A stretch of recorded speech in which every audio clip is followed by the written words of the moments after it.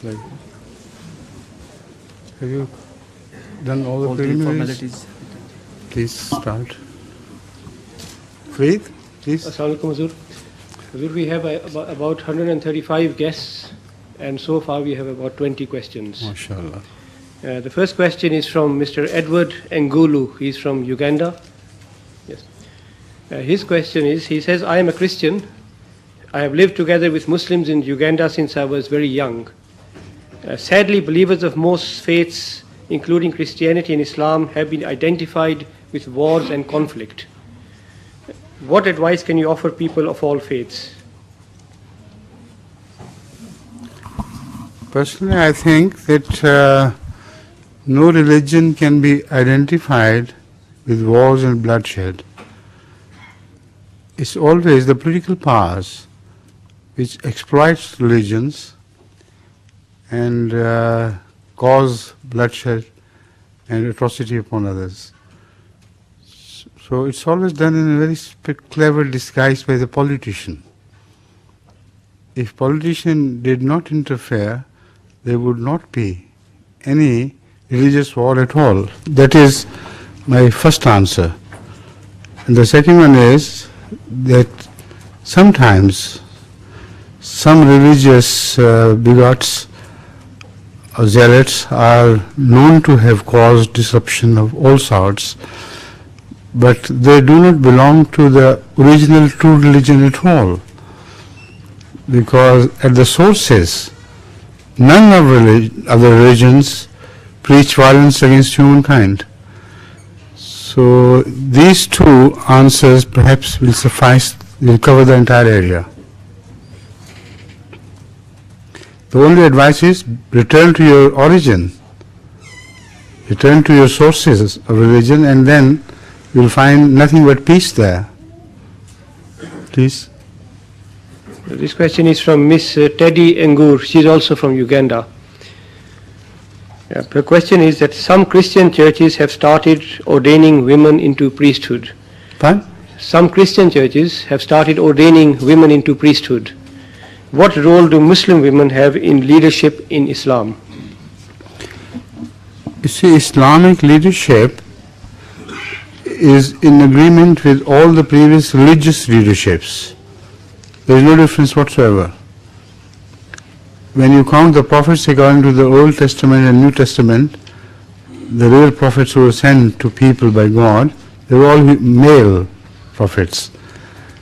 But women can serve their part, of course, and in preaching to others, in doing good things, in calling towards Allah's path, that's a different story. But as a prophet, a person bears such burden on his shoulders that according to the realities of life, not on sentimental basis, but according to the realities of life, it is not possible for women to discharge that burden throughout, because they go into pregnancy, they have menses, etc., whatever it is. They are unfortunately unable to deliver the goods altogether from Allah all the time. So that is why there is reason behind it. In every religion you will find the same thing. This question is from Mr. Giles Andrews. He's a solicitor from Surrey. Please. Mr. Andrews' question is, how can we deepen the close relationships, humanity and divinity in us all? Humanity and divinity? In us all. They can't be separated. The question should be, how can they be separated?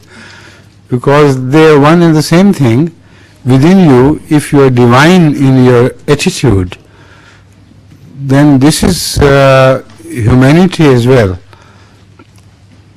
If you are human, truly human, then you have to be divine, because God takes best care of His own human servants. In that sense, they can't be separated, they have to live together. Humanity and divinity. This question is from Mr. Leo Murray from Wandsworth. Yes, please. His question is, what is your interpretation of spiritual states and the cosmological, that's in inverted commas, God, in relation to the synchronization of brain frequencies? Synchronization of what? Brain frequencies. Brain frequencies. Yes, this. You see, everything is ultimately a wave or a frequency, nothing more. There is no matter which cannot be described in terms of these frequencies and spiritual terms, because matter, when it is broken up, it turns into waves and energy, and energy is just a form of existence which cannot be touched, cannot be defined even by the best scholars. They have tried to give definition of energy, but ultimately they know this is an area where they must fail, because what is energy after all? According to religious concepts, energy is the will of God, and it emanates from the will of God, which is emanated in frequencies and wavelengths, and creates all the difference in the world. So, although it's a rather complicated answer, but the question was complicated, so the answer had to be complicated. I tried to make it as simple as possible.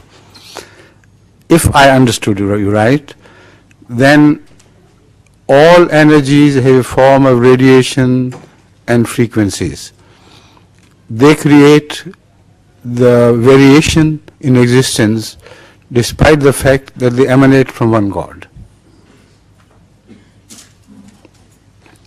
Mr. Keith Bowman from London.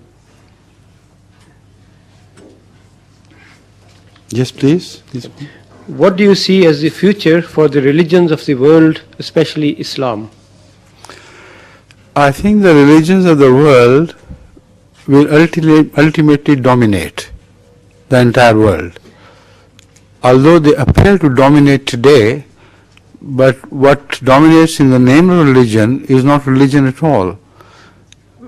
There are two different things.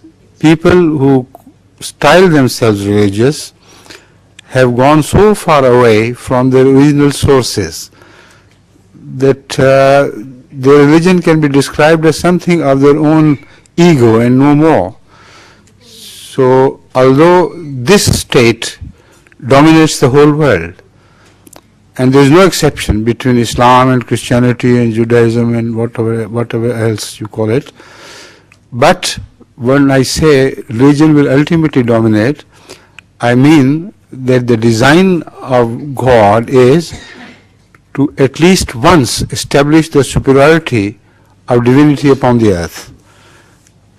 That can happen after many trials and tribulations, after many sufferings, maybe after many holocausts, but it will happen only when man is ultimately completely disappointed with himself.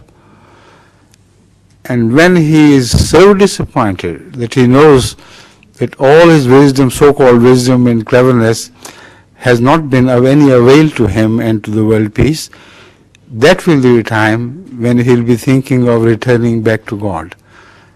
And that, I believe, will happen. That shall happen, inshallah. This question is from Mr. Bakari Fatmir. He is originally from Kosovo. He lives in Luton. What do you think about the crisis in Kosovo, and what is the position? You see, it is a very difficult question, but I